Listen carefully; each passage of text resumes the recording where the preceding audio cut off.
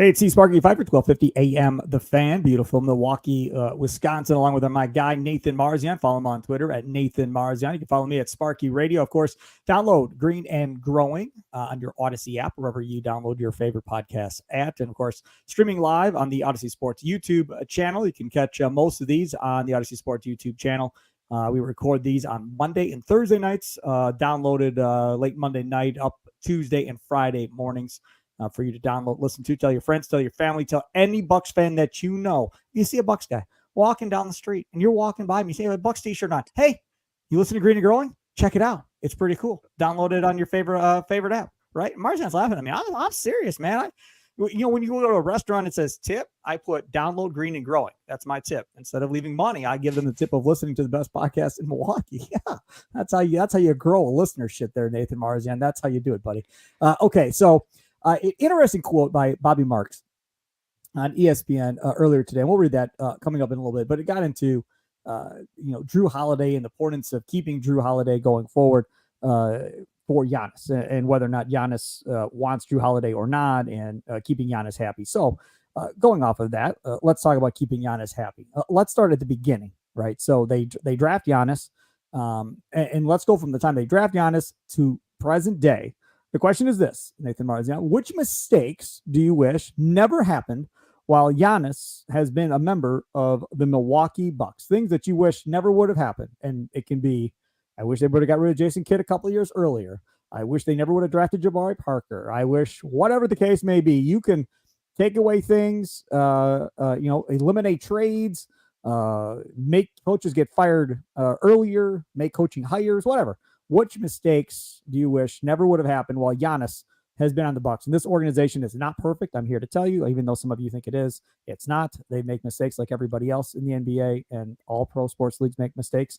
I would love to know what John Horst's answer to this question would be, because he was there when John Hammond drafted him. So I wonder what he would say. He may not say it on the record, but maybe if you're out having something to eat with John Horst, be like, what's the one thing since you've been in Milwaukee that you wish never would have happened? Your biggest regret or mistake? Nathan Marzion, what is it for you? Maybe you got a couple. I don't know. Yeah, I think I have two that kind of stand out. And now I didn't like I'm not going to say Jabari because that wasn't a bad pick at the time. Nobody expected him to get hurt, and you didn't know that he was not going to be a good defender. Like that stuff. He was the pick at the time. Now I will say, I wanted at the time, 14-year-old me wanted Joel Embiid because I didn't like Jabari Parker. I didn't like Jabari Parker. I wasn't 14, but I also, him and Hod on our broadcast about Joel Embiid and how is Jabari and Giannis going to play together when they virtually play the same position, and I question whether or not it would work. So you liked it for a different reason that I liked Embiid for. But again, the injuries and so forth and everything else probably played into it. Go ahead. Yeah. I loved Wiggins in that draft. And then when we got number 2, I kind of realized, okay, we're not going to get Wiggins. And I just didn't like Jabari. I didn't like Duke at the time. But then Duke beat the Badgers in the championship. Nobody likes Duke. Now I do like them. I do like Duke now. I like Duke now. Nobody likes Duke. I'm not like a Duke fan, but like I will root for Duke because they beat the Badgers in the championship for me. Like I owe them that. So anyways, I wanted Wiggins very, very badly. Knew we weren't going to get Wiggins. And then my next guy would have been Embiid. He played on the same team as Wiggins. I liked him. But again, I'm not going to blame them for that. I don't think that was some horrible pick. I wouldn't even consider Jabari like a huge bust. It's just injuries. I mean, that's mainly what it was. When he was healthy, I know he was never going to be some great player because of the defensive issues, but he did have a season averaging 20 with us. So like, it wasn't awful. Nathan, 1 second. One second here. Hold on. I want to expand on Jabari Parker. It's the offseason, so we can go wherever we want. Yeah. I want to expand on this. If Jabari Parker doesn't get hurt, I think you can argue Giannis never becomes Giannis, because if Jabari Parker never gets hurt, the plan was he was going to be the number 1 scoring option on that team. It was going to be his team. And then Giannis was going to be that secondary guy as Giannis got better to be that guy. When Jabari got hurt, that forced Giannis and the Bucks to rely on Giannis even more kind of going forward. And then when they had point guard injuries, that forced Kidd to go to Giannis to let him handle the ball even more. I mean, injuries really played a huge role into how Giannis developed as a player and how they looked at him as a player. If Jabari stays healthy, I don't know how everything changes. If he's healthy, he doesn't lose his explosion. He's that scoring machine. Yes, he doesn't play defense, whatever. But he still would have been their number 1 scorer, I think, had he not got hurt that first year. Yeah, I think it definitely would have changed things a little bit. I don't think it would have prevented Giannis from becoming Giannis. As long as Giannis was in the gym working and doing all that and getting stronger, he would have become what he did. But I don't know if we would have realized it as soon as we did. I don't know if we would have. It would have taken a couple more years for him to reach that MVP level, Yep. player. But I do agree because it was. People forget that at the time. I mean, it was Jabari was the number one and Giannis was the number two. Like that was the plan. This wasn't supposed to be Giannis's team from the get go. It was, we had kind of in our sights a year in advance. Okay, we're going to get either Wiggins or Jabari. And you were kind of like, oh, it's nice that this Greek kid is a serviceable player and maybe he can be a nice piece, but like it's going to be Jabari or Wiggins' team. And then, even Middleton was improving, but still was going to be like the third guy. He wasn't supposed to be any type of star player.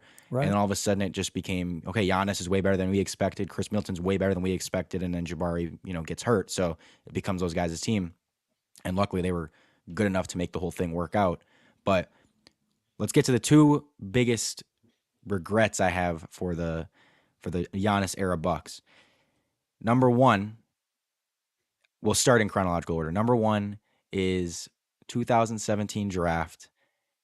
I wish we would have taken OG Anunoby over DJ Wilson because I think that DJ Wilson pick was trash when he made it. I Yes. called it trash when he made it. It was Yes. a horrible, horrible pick. you could see, God, that was like, a horrible pick. and again, I was very young at the time. I had done my research. I had looked up players. I've always been into the draft, and I get so into it. And I always June, I'm always looking at the players the Bucks could take and who I like, who I don't like.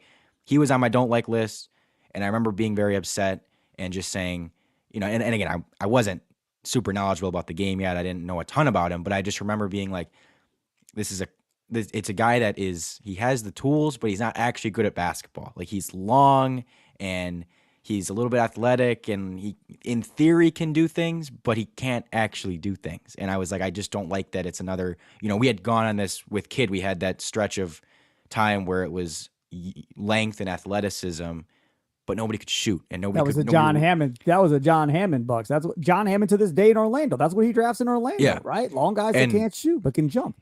And so it was like another one of those picks where I'm just like, it's another guy that fits that mold, but I don't think he's very good at the sport. And, later on, and I had known a little bit about OG and I did like OG, but now I love him even more. And now I just look at him as we talked about. I think we had this question that we talked about in the podcast earlier in the offseason about if you could add any non-star player to the Bucks, who would it be? Mine would be OG Anunoby. The guy is one of the best defenders in the league, long, athletic, and can shoot 38% from three, 39% from three. Right. Like he just is the perfect role player to me for pretty much any team, but even, especially a team that needs a wing defender now and can always use 3-point shooting around Giannis. Like he can do those things. And so if I could go back and get him, I would absolutely love to do that. And that's also one of those things where, because some of these you go back and you're like, well, like again, with the Jabari thing, you could say, oh, I want them to take Embiid. That changes a ton down the line. Like that could change everything. You don't know how much that would affect.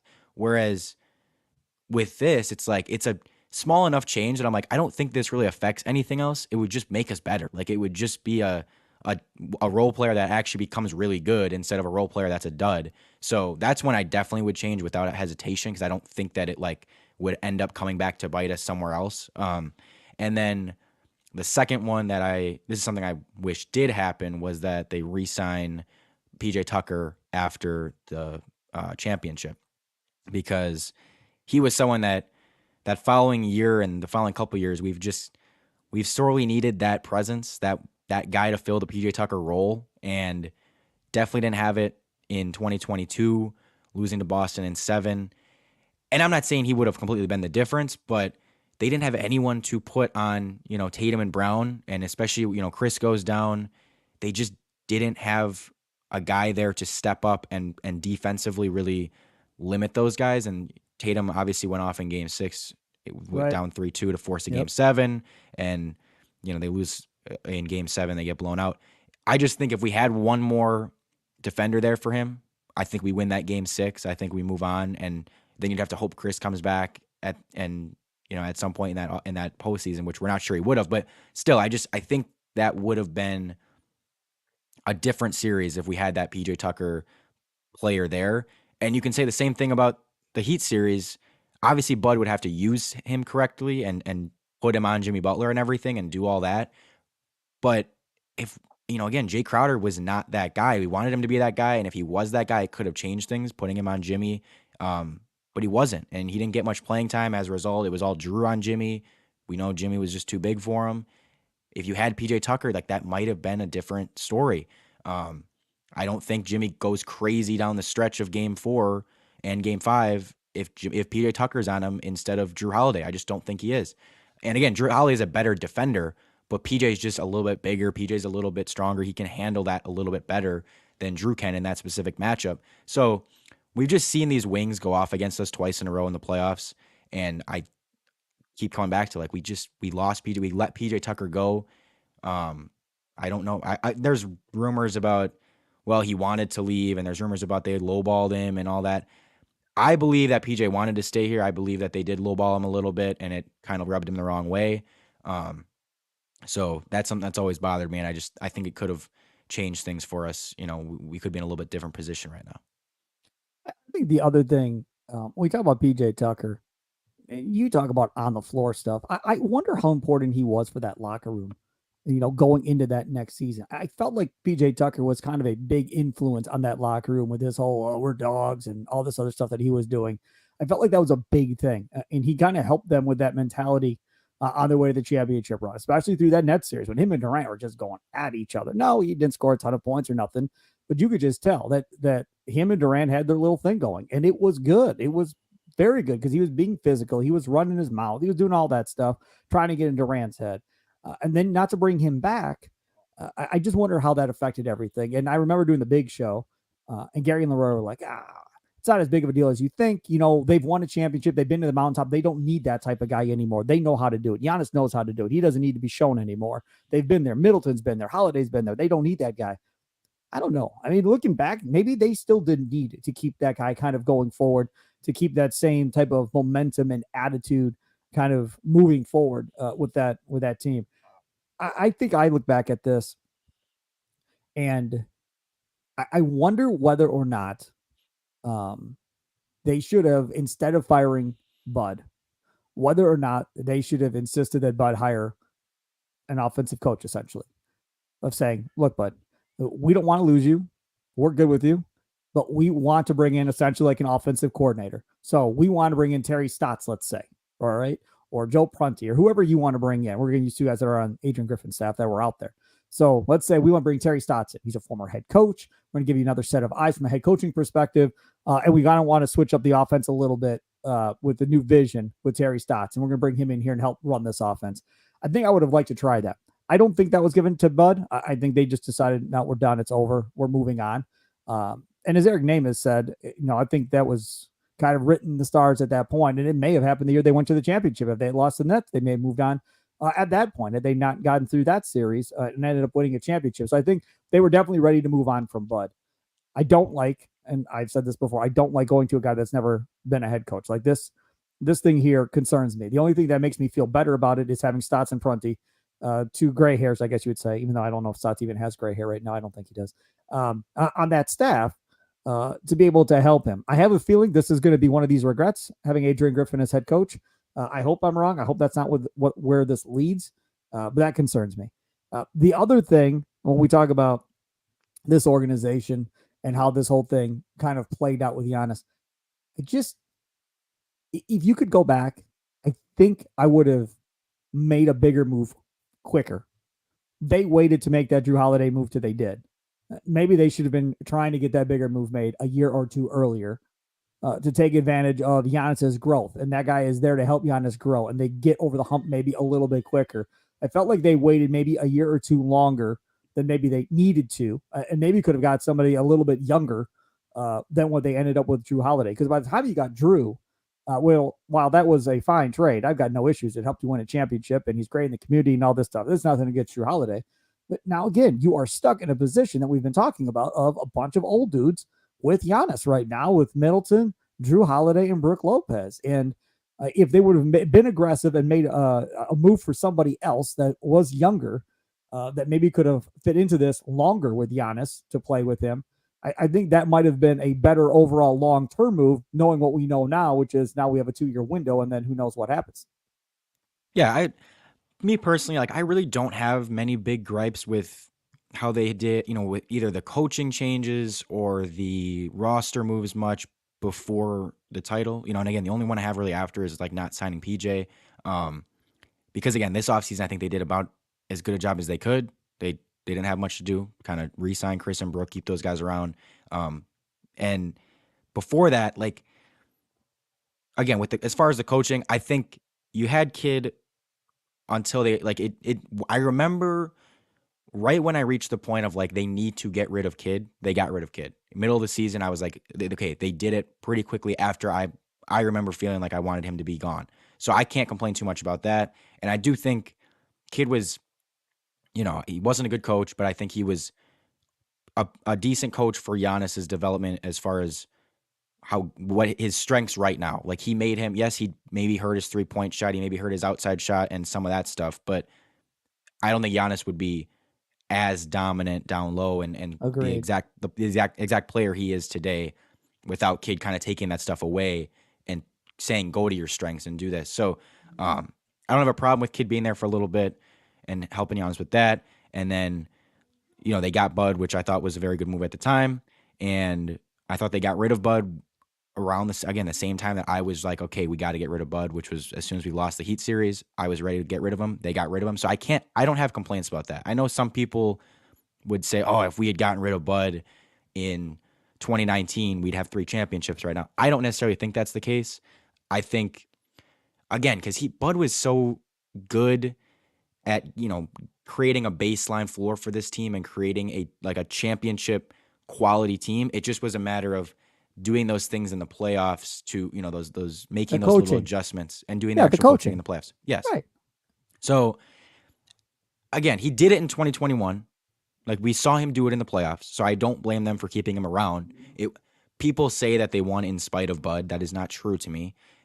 He played a role in making adjustments and doing a good coaching job to win them that title. So I don't blame them at all for sticking with him and believing in him the next year. Then the next year you lose Chris, so you have that excuse of like, okay, well, it was a pretty tough position to be in where all of a sudden you're facing a Celtics team that damn near won the finals that year, and you took them to 7 with Chris being hurt. Like that's not something to be ashamed of. So I can understand them keeping him even another year.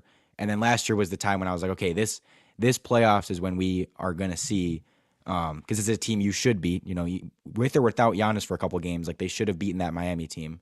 And just, again, seeing the actual coaching mistakes being made and not making the adjustments and just making a lot of poor decisions, I was ready to move on, and they did. So the coaching I've always been okay with and don't have any big gripes with that. I'm not one of those people that thinks, oh, if they got rid of Bud sooner, they'd have 3 titles. I just don't think that. And then, again, with the roster moves, nothing that like I am super against prior to that title. Well, I think I didn't like the Connaughton contract. I didn't like the Grayson Allen contract. I've been I voiced those quite a bit. I don't like Thanasis on the roster. We know he's there because of Giannis. I get it.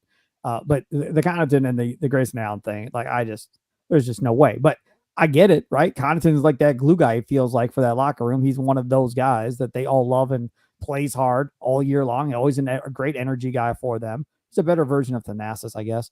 And, then when the playoffs come, he remembers how to shoot 3, which was pointed out by Nathan Marzion last offseason and or last year during the playoffs. And sure enough, playoffs start, lights go on. But yeah, I mean, I think they've done a good job of keeping around their good players. And the only guy that you can really say they didn't was Malcolm Brogdon. And at the time, there was mixed reviews on like, do they re-sign Brogdon? Should they trade him? Should they get rid of him? Not for And 20 million. that's the thing. Like they didn't keep Brogdon and they didn't keep Jabari, who was fine at the time. But again, he was also going to require 20 million. I was fine losing those guys with that. For that amount of money, they actually got picks for Brogdon, and Brogdon didn't want to be here anyways. So I'm like, Right. I've never had a big problem with that. But once they got their core of Giannis, Chris, Brooke, they did it. They've done a really good job of keeping those guys around. And that's the most important thing is like, and then I would argue Pat too. Once you kind of realized, okay, Pat's a good playoff performer, keep him around. They did a good job. They've done a good job of that, keeping those guys happy. And then, Again, I think you said they maybe could have made that Drew Holiday type move a couple years sooner. I don't know if I agree because, you think 2017, 18, Giannis wasn't an MVP yet. He was still 25-ish points a game, like close to that. Like he was But getting you there. knew. It was coming, yes. But there was reason to believe, like, okay, with a little bit help from Giannis, or with a little bit of improvement from Giannis to become that superstar, like this can be a championship level team with Chris, they had Brogdon at the time, with Brooke, and getting a new coach. Were bringing in a new coach. So I don't mind that they didn't do it that offseason. They then win the most games in the league that year, have the best record in the NBA. And so clearly, like, it didn't seem like they needed it at the time. And they come very close to the finals and lose to the Raptors. But they were, again, so close. I don't think that at that time people were like, we really need to make a change here. We really need to shake up this core and get a new player in here. It was like, man, we had a great season. We were like, Giannis took that step and we were 2 wins away from the finals. Like, awesome. Like, that's great. Very next year, they come back with pretty much the same core, change a little bit of the outside guys. They have the most wins again. They dominate Right. the league. And then they go to the bubble and the whole bubble thing happens. And it's like, all of a sudden it was 2 years in a row that it just kind of fell apart at the very end. But you knew this team was so good that I don't blame them for not doing something right away. And again, the bubble was when I was like, okay, this is when you need to make a move. This is when it's been 2 years in a row now of disappointing in the playoffs, 2 years of seeing Bledsoe suck in the playoffs, more than 2 years, but you kind of knew like they need to do something about this Bledsoe situation. And then they did. So for me, there's been a lot of stuff that I think they've done well and they've done at the time that I really thought it was finally needed. Because I think there's plenty of things, again, with the coaching stuff and with the Drew Holiday trade. Like, I can't blame them for not seeing that stuff ahead of time or not doing it beforehand, because it's like there were reasons to believe it was going to be okay without doing it. It was reasonable to think that this team was still going to be perfectly fine without it. And then, you kind of watch it unfold. And as soon as as soon as they needed to do something, they did. So I think they've done a good job of that. I'll tell you something else. Brooke Lopez owes a lot to Mike Budenholzer because Mike Budenholzer really helped kind of put him on the map. I mean, he was good before he got here, but he completely changed the way the league, I think, looked at Brooke Lopez. All right, topic number 2. Would you prefer continuing playing it out for the next 5 or so years with the same core? That essentially is meaning, these guys pretty much have 2 years left on their deals. Essentially playing all these guys out another 3 years past that, and trying to work this thing out. Or are you want to see this thing kind of blown up here in the next 2 years and kind of start over around Giannis with a bunch of different guys? I was talking to a friend of mine, Shannon, who I work with at the radio station, and he was kind of questioning Middleton and really what he's going to be kind of for the next couple of years, more so than Drew.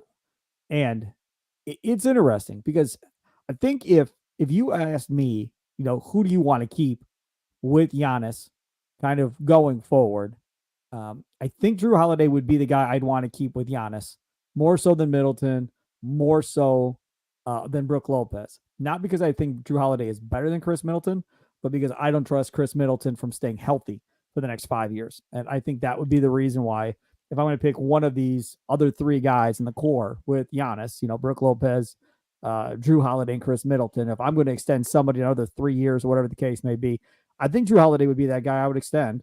And be like, okay, Giannis, this is one of your core guys, and then we're going to try and figure out what to do to replace Middleton and Brooke Lopez, kind of going forward.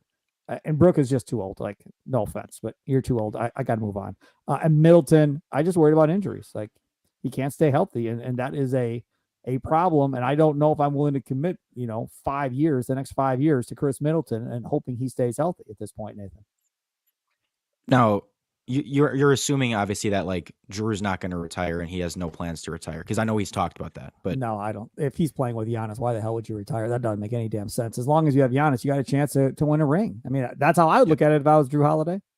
Okay, I'm just, again, because I know that's part of what people think about as well. He talked about potentially retiring in 2 years, so you might have but we're obviously going to assume he's not doing that. So look, I mean, if it's play for the Bucks or go play for the Pistons, yeah, he'll probably retire, right? But if it's I have a chance to win a ring with the Lakers and LeBron, or a chance to win a ring with Giannis and the Bucks, or with the Celtics with Tatum, I just think if there's an opportunity for Drew Holiday to continue to play at a high level and win championships, I think Drew Holiday's playing. But if his options come down to teams that aren't championship level teams, then maybe he does retire and walk away. But as long as he has a chance to win a ring, I find it hard to believe he would walk away. Yeah. But for me, it is undoubtedly Chris Middleton that I want to keep around, that I want to, if I had to pick one of these three that I'm in, for the next 5 years, I want one of these guys. It's Chris Middleton. It's not even, it's not even close to me. It's not even close. I think, and I'm just such a firm believer that he's going to be 95%, 90% of his, prime self this season, next season. And I just think he's been so good in the playoffs, whereas Drew just has fallen apart offensively in the playoffs. And I love Drew's defense. I love Drew's defense. I know that's such an important thing to us, but just what Chris gives us offensively in the playoffs, him being here with Giannis since 2013, that's the guy I want to, ride or die with until the end with this thing. Like if they're going to go down with two of these guys and they're not, if this thing is going to crash and burn at some point and they are not willing to get rid of all three and they're like, we need to keep one, I'm 100% going down with Chris as my number two and just, riding that till the end because, I mean, again, preferably, I think we both agree at some point here they make a move to get whether it be a Chris Middleton trade or a Drew trade or a Brook trade, they make a move to change things up at some point because you don't want to just go down with this core because that means you're going down in probably 2 or 3 years. Like that's how much time they have left. That's so I'm not saying I want that. So we both agree that they're going to have to blow this up to a degree. Yes, and again, I don't know if I want to say blow it up, but the core is going to have to shift a little bit, but again, I think it's realistic they could keep 1 to 2 of these guys. And again, if they can keep one, I'd want it to be Chris. I would look to trade Brook/Drew next off season plus picks to get that third guy. Cause again, I think Chris, and part of it is I think that even at an older age and with some injury history, I don't think that that's going to affect Chris a ton on the offensive end. I know it's going to affect his defense a little bit. We saw it last season where he just wasn't the same defensive player, but I think even 75% Chris Middleton is going to be a 17, 18 point per game scorer and can hit threes and can get to his spots and knock down shots. And like, that's a very valuable thing to have. And so that's just something that I'm like, even if he's not his usual self, even if he is a little bit a step back, he's still going to be good. Like the way he plays the game isn't, he's never been a super athletic, super explosive type of player that you're like, man, if he doesn't have his explosiveness, he's going to be not even close to the same player. It's like, he's never been that to begin with. Like he can be a little bit slower. He can be a little bit more methodical and just get to his spots because that's what he's always done. So I just don't doubt that he can still put up 18 to 20 points a game, no matter, for the next 4 years, no matter how he's, how healthy he is, as long as he's out there playing, I think he can put up 18 to 20 points a game. And that's just something I want to keep around. That's something that, if you want to try to find a guy to make that your number 3, so Chris doesn't have to be your number 2, like fine, I'm fully on board with that. But I want to keep that guy around. And for me, I don't disagree that he's a better player than Drew Holiday. My concern is I don't think he can stay healthy for 5 years. And that's where my thing is. I don't want to every year be looking back and going, well, if Chris would have been healthy, they would have been in the finals. Well, if Chris would have been healthy, they would have been in the finals. I don't want to have that conversation every year. That's the only reason I took Drew over Middleton. Yeah, but I know it's been 2 years now of him being hurt, but as of right now, a ton of reason to believe, besides just, he got hurt last season or 2 seasons ago.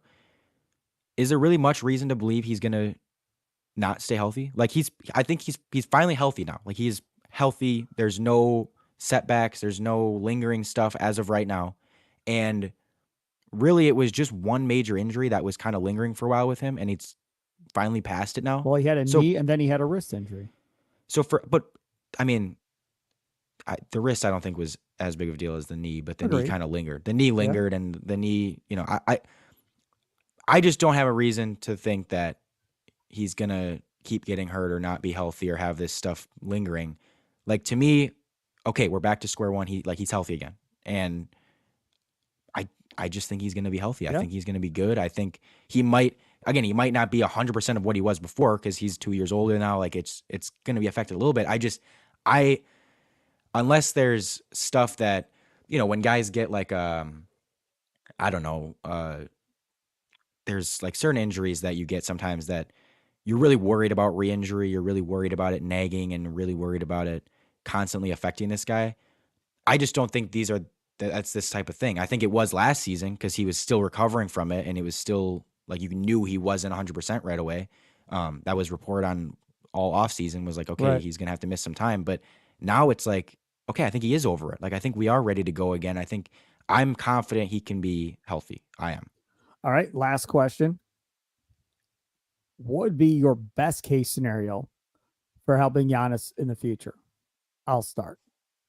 Nathan Marzion, I'm going to say something that as a fan, if it happened on my team, I'd be pissed, real pissed.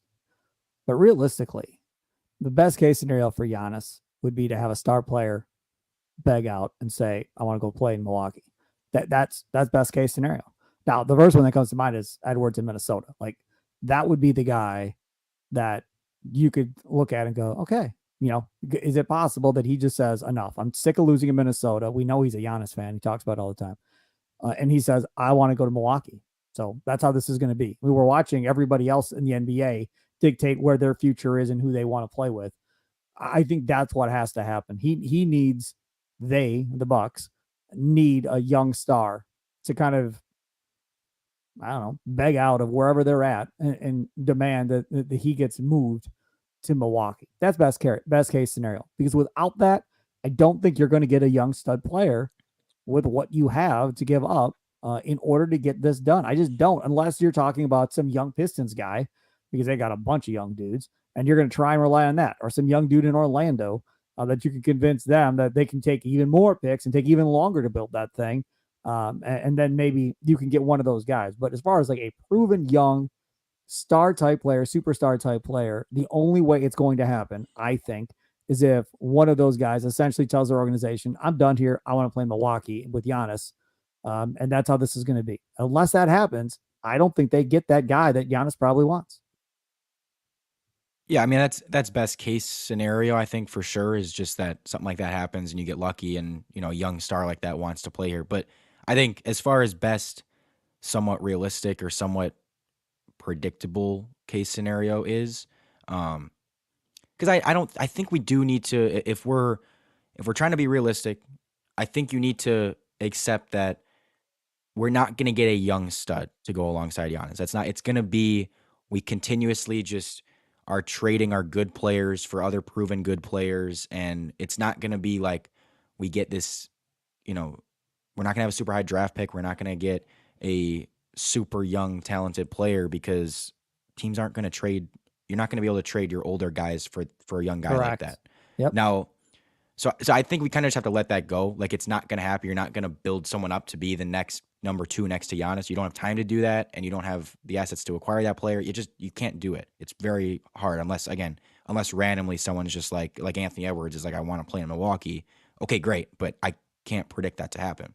So the best case scenario I think that's realistic is, as we talked about, next offseason you trade, the expiring contract of Brook, and you have 3 first-round picks to trade. You have a potentially expiring contract in Drew to trade.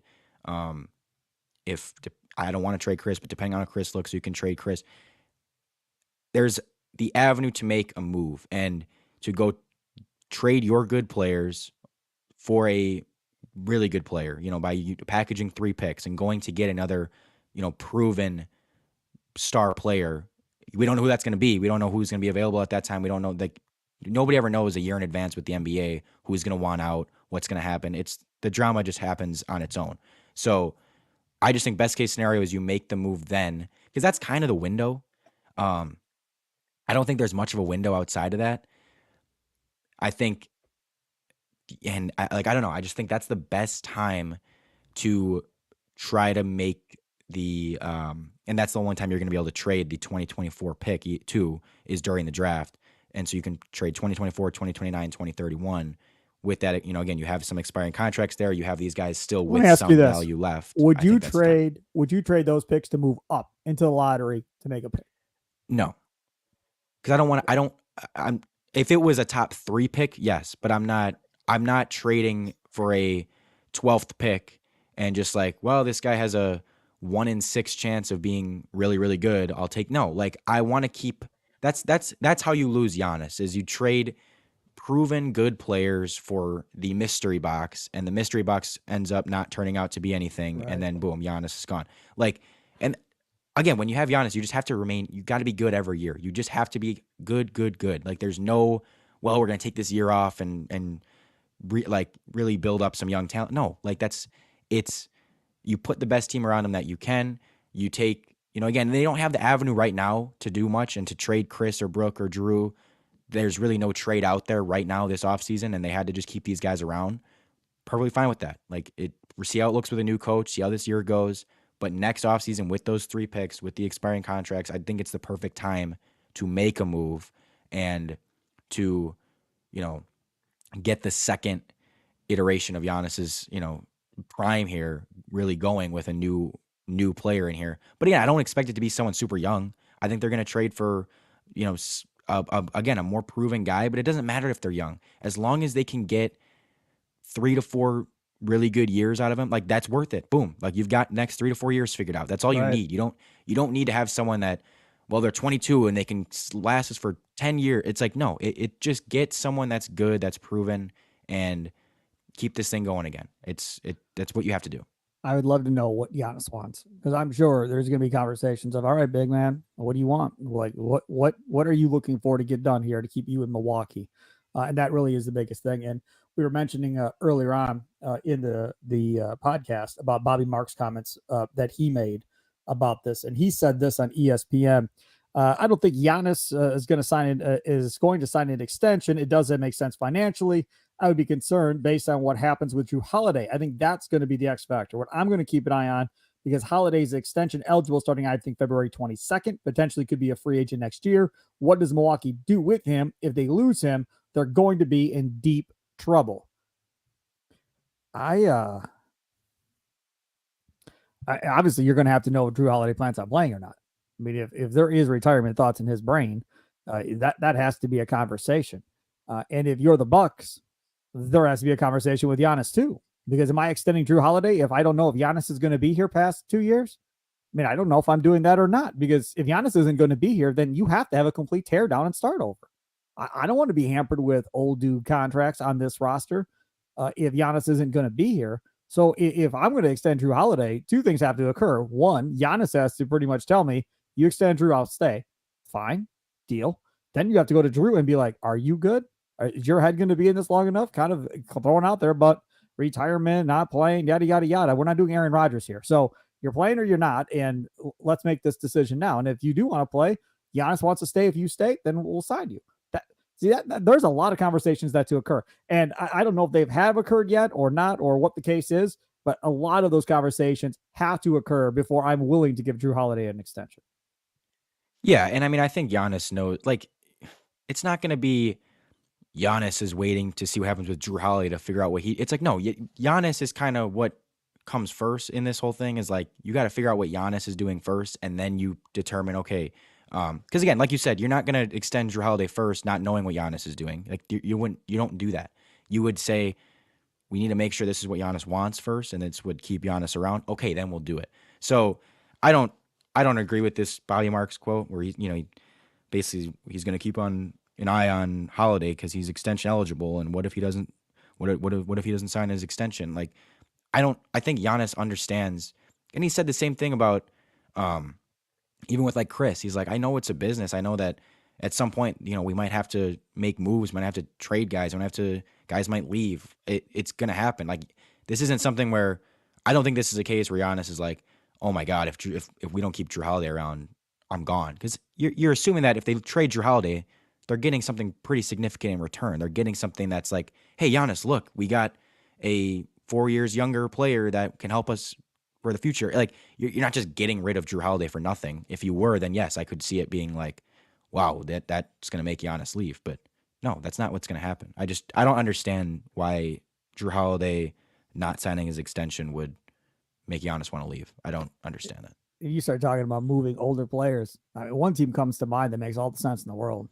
Like Oklahoma City has a bunch of young players, has a bunch of draft picks, would love Brook Lopez, I am sure of it, before this whole thing is said and done. If they were able to get Brook Lopez to add to what they already have with those young guys for a couple of years, he makes a lot of sense. Drew Holiday, veteran type player, probably makes sense for them as well. So it'll be interesting to see what the Bucks end up doing.